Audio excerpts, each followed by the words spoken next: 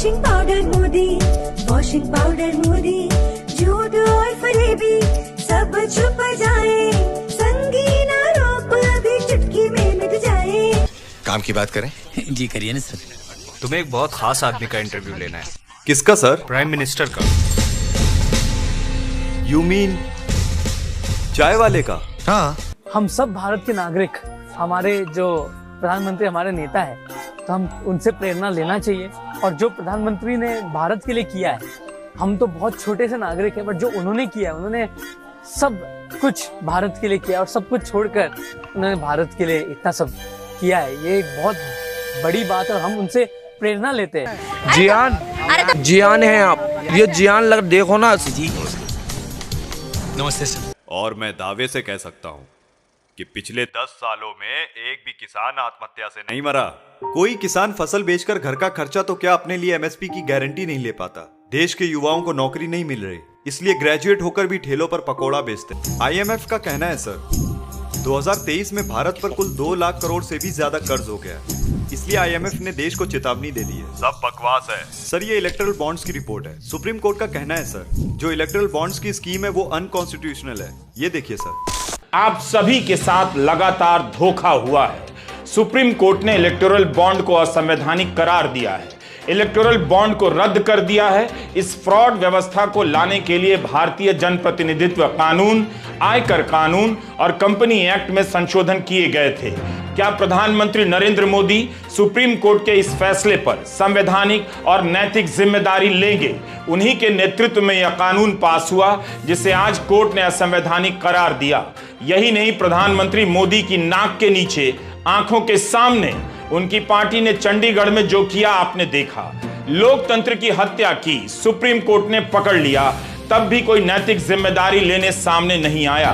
10 दिनों के भीतर मोदी सरकार और उनकी पार्टी का इतना बड़ा फ्रॉड सुप्रीम कोर्ट ने पकड़ा है। प्रधानमंत्री के पास आज मौका है, इसी सवाल पर वे पहली बार 10 साल में पहली बार प्रेस कॉन्फ्रेंस कर दें।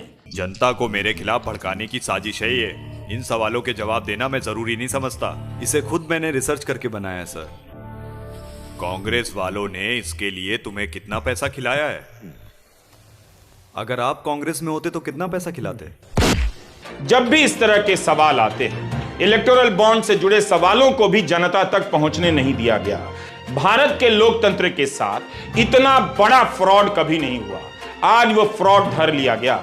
एक नेता जो चुनावों में लगातार हारता है, मगर उसके उठाए सवाल लगातार सही साबित होते जा रहे हैं। 18 नवंबर 2019 का राहुल गांधी का यह ट्वीट है। राहुल ने अंग्रेजी में लिखा है, new India bribes and illegal commissions are called electoral bonds. मतलब यही नया भारत है जहां रिश्वत और अवैध कमीशन को इलेक्टोरल बॉन्ड कहा जाता है। आज भी राहुल गांधी ने ट्वीट किया है कि नरेंद्र मोदी की एक और भ्रष्ट नीतियों का सबूत आपके सामने है। भाजपा ने इलेक्टोरल बॉन्ड को रिश्वत और कमीशन लेने का माध्यम बना दिया था। आज इस बात पर मुहर लग गई। सर, पॉलिटिक्स में आने से पहले आपका फैमिली बैकग्राउंड क्या था? हमारा परिवार बहुत गरीब था। मेरी माँ बर्तन मांजती थी और मैं चाय बेचता था। Sir, what is your qualification? क्या? कहां तक पढ़े हैं सर? सब कुछ मिला के यही कोई MA BA तक किया है। सर, मैं देश की जनता को आपकी क्वालिफिकेशन के बारे में बताना चाहता हूँ। यह आपका इंटरव्यू है सर। घर बार छोड़ के चला गया था एट द एज ऑफ 17। मेरी कोई पढ़ाई वढ़ाई नहीं हुई है दोस्तों, आपको शायद आश्चर्य होगा जान करके। तो मैं स्कूली शिक्षा गांव में किया, और जैसा मैडम बता रही थी ना कि अपनी शिक्षा के कारण आदमी आगे नहीं बढ़ता है, तो मेरी शिक्षा ही नहीं हुई है। एक और वीडियो है सर। पहली बात तो मैं कोई पढ़ा लिखा व्यक्ति नहीं। कितना पढ़े हैं आप? वैसे तो मैंने 17 साल की आयु में घर छोड़ दिया। स्कूली शिक्षा के बाद मैं निकल गया। सिर्फ स्कूल तक पढ़े, मतलब प्राइमरी स्कूल तक? हाई स्कूल तक। यानी हमारे होम मिनिस्टर अमित शाह जी ने जो आपकी MA BA की डिग्री दिखाई थी, आप सबके सामने प्रधानमंत्री जी की BA की और MA की दोनों डिग्रियां सार्वजनिक करना चाहता हूं। तो जब आपने हाई स्कूल के बाद पढ़ाई नहीं करी तो ये MA BA की डिग्री कहां से आई सर? अरे बाप रे, ये तो धोती खोल रहा है। ये याद है सर? हाँ, देखा है कहीं। ये आपका इलेक्शन मैनिफेस्टो है सर। ओह हाँ, याद आया, मैंने ही तो छपवाया था उसे। हम देश में जातिवाद और करप्शन खत्म करेंगे, समाज में एकता और कानून लाएंगे, हर साल 2 करोड़ रोजगार देंगे, हवाई चप्पल पहनने वाले प्लेन में सफर करेंगे, गरीबी हटाएंगे, अच्छे दिन लाएंगे।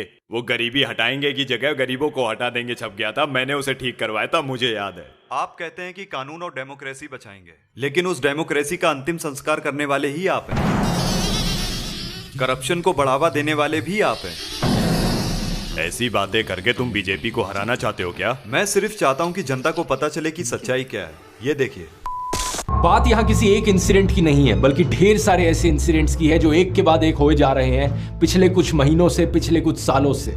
वो सारे इंसिडेंट्स जो सिर्फ एक चीज की ओर इशारा करते हैं कि हमारा देश वन नेशन वन पार्टी की ओर आगे बढ़ रहा है। मीडिया से ऑपोजिशन की आवाज को पूरी तरीके से खत्म कर देना, एमएलएस की हॉर्स ट्रेडिंग, इलेक्टेड सरकारों से पावर छीन लेना नए कानून बनाकर, इन्वेस्टिगेटिव एजेंसीज का वेपनाइजेशन, ईडी सीबीआई का प्रेशर बनाकर ऑपोजिशन पॉलिटिशियंस को जेल भेज देना, स्टेट गवर्नमेंट्स की वर्किंग में इंटरफेयर करना गवर्नर्स का इस्तेमाल करके, स्टेट गवर्नमेंट से फंड्स को ही विदहोल्ड कर लेना, जनता से प्रोटेस्ट करने का अधिकार ही छीन लेना और अगर कोई प्रोटेस्ट करे तो उनका टीयर गैस और रबर बुलेट से स्वागत करना, इलेक्टोरल बॉन्ड्स का इस्तेमाल करना अपनी सारी फंडिंग छुपाने के लिए, और अगर कोई ऑपोजिशन का कैंडिडेट इलेक्शन जीत भी जाए तो सीधा सीधा इलेक्शन फ्रॉड करके खुद को जिता लेना।